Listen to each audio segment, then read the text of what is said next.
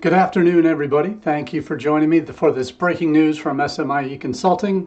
For those in the international education space here in the United States, today, particularly those of us dealing with international students on our campuses that have been seriously worried about what's happening with their SEVIS status, those that might have been terminated in the last 2 to 3 weeks, there is a collective sigh of relief being expressed, cautious sigh of relief being expressed across the nation.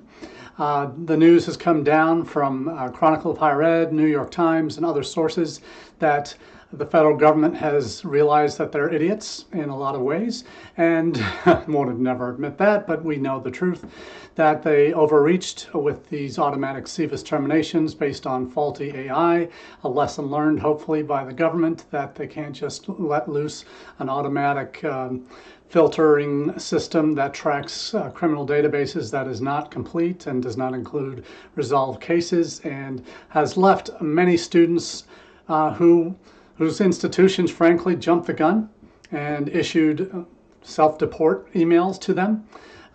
Students who were in these cases, who had SEVIS records terminated, were not out of status per se, according to the U.S. Federal Assistant Attorney, who argued a case in Detroit that just because their records had been terminated, they weren't technically out of status. And guess what? They weren't.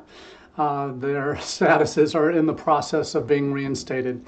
Though it's not universal yet, of all those 1,500 or so students that have been impacted by the decision to terminate SEVIS records, we can say, and the ISSers United group is certainly tracking a lot of these coming in. The Chronicle's reported on it, New York Times has reported on it, that these terminated records are being reinstated slowly. A couple on our campus were reinstated last night, that the records reinstated. A couple on our campus were reinstated last night. One who decided to leave the country and was in the process of applying for a new visa has not had his record reinstated yet. Whether that's due to him being out of the country or not, we're not sure. But what we can say is the story here is not complete. It's early days. We don't know all the details yet, but that's a sign of a reversal of an idiotic decision in the first place, that it did not involve any sense of reason, that we had students who were perfectly in status, had no record of any criminal transgressions, certainly no immigration-related infractions that would cause their records to be terminated. And first time we ever saw on campus SEVIS records being auto-terminated and no notice given, and that only by our due diligence and checking of records in this crazy heightened time of uncertainty did most of our campuses even bother to look for these things. This is really a struggle for many international student advisors across the country who have been dealing with students who have been in the midst of this crisis, that their worlds have been turned upside down by the government's actions. And whether or not we will see this as a course correction, it certainly is a move in the right direction on the part of the federal government. It is a correction of a mistake that should never have occurred in the first place, that had no foundation for and precedent for happening. So we are in the situation now where we'll be tracking, and I'm sure the Chronicle, all the folks at NAFSA who have been, and President's Alliance for Academic or for International Exchange are on it. They are going to be tracking this, and I'm sure there'll be more news stories in tomorrow's headlines about this reversal, this much needed reversal and correction. It shows a naivety on the part of the government. It shows a lack of understanding of what these students are actually doing and what they have done and certainly not done in their time as international students. And it hopefully reveals the significant flaws in the administration's approach to blowing up everything that is positive about this country when it comes to international education. This has had reputational damage to the U.S. brand, no doubt. And as I've been arguing for caution over the last few weeks, that and the presentation I gave in D.C. 2 weeks ago about not keeping your heads when those about you are losing theirs, is the modus operandi we should be taking at this stage. We don't know all the facts, we don't know all the details, and the courts were already in the process of overturning these terminations. So there was a tide clearly moving against the government, and in this, certainly our field was certainly all, and our advocates in DC and on the Hill were certainly making clear how egregious these errors were. And frankly, in this climate, it is a miracle. So the picture in the bottom here, do you believe in miracles? Yes, we do. We can believe again that maybe not that there's hope for this administration coming to its senses completely on immigration-related issues, and certainly ones that impact the U.S. brand abroad, whether it's tariffs, whether it's deportations, all the various negatives associated with this administration in the first 3 months. What is clear today is that one mistake has been corrected that impacts 1,500 international students who were in legal status, maintaining their status, doing everything that we had told them to do. Might have had a parking ticket, might have had a speeding ticket, might have run afoul of the laws in various states, but not been convicted necessarily, and not had certainly activity that would warrant deportation or government action on their CVIS status.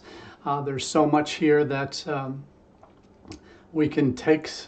We need the wins, frankly. We need to have these small victories that we can maybe put us back on the road towards sanity.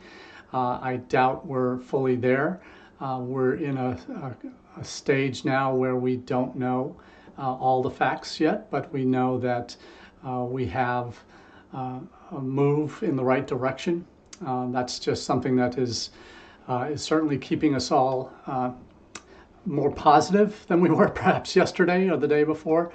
But for those who hadn't read the article, the Chronicle, if you're not members, basically the gist of the article is that their immigration status is being restored. That's the headline from this Chronicle.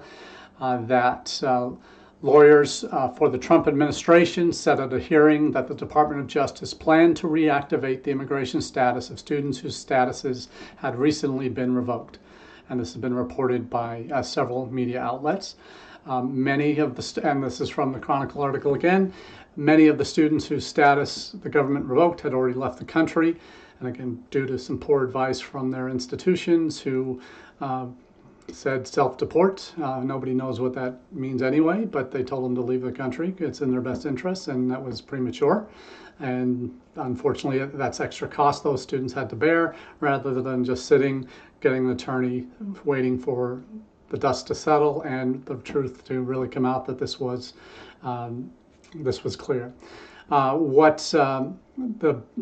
were, as the article points out, and we found out certainly at my institution, that a couple of our students were reinstated last night. So that was already happening, and then the statement today certainly there were reinstated.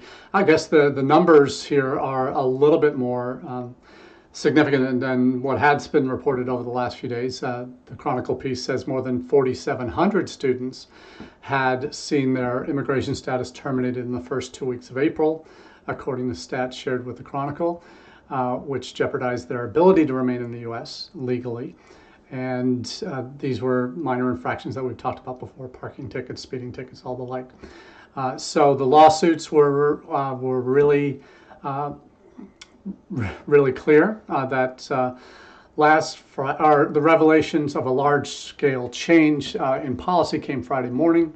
when a U.S. attorney told a judge at a federal hearing for another one of the cases, the many cases that had been brought by students who stayed, got attorneys, went through the due process of having their case heard, that this U.S. attorney said that they will reactivate the statuses for students and recent graduates whose status had recently changed.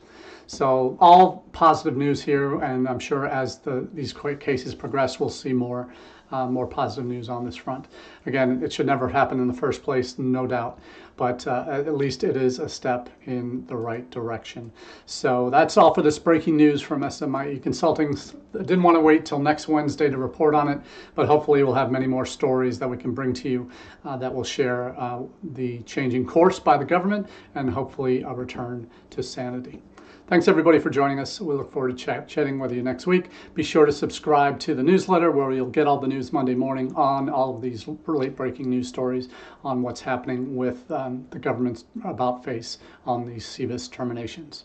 So if you haven't subscribed already, do so on LinkedIn at search for SMIE Consulting Midweek Roundup.